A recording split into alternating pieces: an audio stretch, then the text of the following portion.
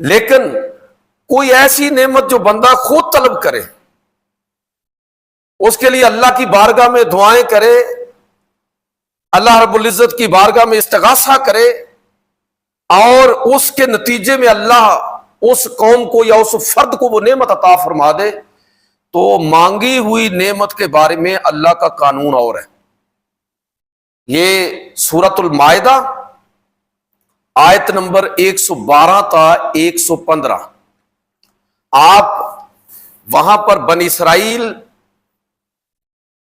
حضرت عیسیٰ علیہ الصلوۃ والسلام، حواری اور اللہ رب العزت، ان کے درمیان جو مکالمہ ہوا ہے اس کو ذرا آپ پڑھیے۔ سورۃ المائدہ آیت نمبر 112 تا 115، کہ جب بنی اسرائیل نے، حواریوں نے اللہ رب العزت کی بارگاہ میں حضرت عیسیٰ علیہ الصلوۃ والسلام کی وساطت سے نعمت کو طلب کیا، عیسیٰ علیہ الصلوۃ والسلام سے حواری کہنے لگے کہ کتنا اچھا ہو کہ آپ اللہ کی بارگاہ میں دعا کریں کہ وہ ہم پر دسترخوان نازل کرے، کہ ہم اس میں سے نعمتیں کھائیں، اللہ کا شکر ادا کریں۔ عیسیٰ علیہ الصلوۃ والسلام کہنے لگے کہ بندگان خدا، ڈرو، خوف کرو اس چیز سے، کس چیز کا مطالبہ کر رہے ہو؟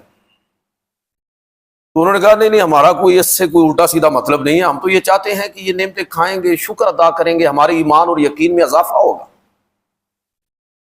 جب انہوں نے زور دے کر یہ مطالبہ کیا تو اللہ رب العزت نے حضرت عیسیٰ علیہ الصلوۃ والسلام کی اس فرمائش کو قبول فرما لیا، لیکن ساتھ یہ اعلان بھی فرما دیا کہ ٹھیک ہے، میں تم پر اپنی نعمت نازل کروں گا، لیکن اگر تم نے اس نعمت کی ناقدری کی، قرآن مجید فرقان حمید کے وہ سارا جو مکالمہ ہے وہ پڑھنے والا ہے، کہ اگر تم نے اس نعمت کی ناقدری کی تو پھر تمہیں میں ایسا عذاب دوں گا، یہ نعمت تم مانگ کے لے رہے ہو مجھ سے، اگر اس مانگی ہوئی نعمت کی تم نے ناقدری کی تو تمہیں ایسا عذاب دوں گا کہ دنیا بھر میں ایسا عذاب کسی کو نہ دیا گیا ہوگا۔ اور پھر آپ اس واقعے کی تفصیلات میں مزید بھی پڑھتے ہیں کہ کس طرح پھر یہ قوم شکلیں تک ان کی بدل دی گئی۔ میرا کہنے کا مطلب یہ ہے کہ جب کوئی نعمت مانگ کر لی جائے تو اب اس کی قدردانی اس وجہ سے بھی ضروری اور لازم ہو جاتی ہے کہ اللہ نے مانگنے سے، دعا کرنے سے وہ نعمت عطا فرما دی، لیکن جن شرائط کے ساتھ وہ نعمت مانگی ہوئی عطا فرماتا ہے ان شرائط کا خیال اور لحاظ رکھنا بھی بڑا ضروری ہے۔ ہم پاکستان کی نعمت کو ہمارے بزرگوں نے، ہمارے پرکھوں نے اللہ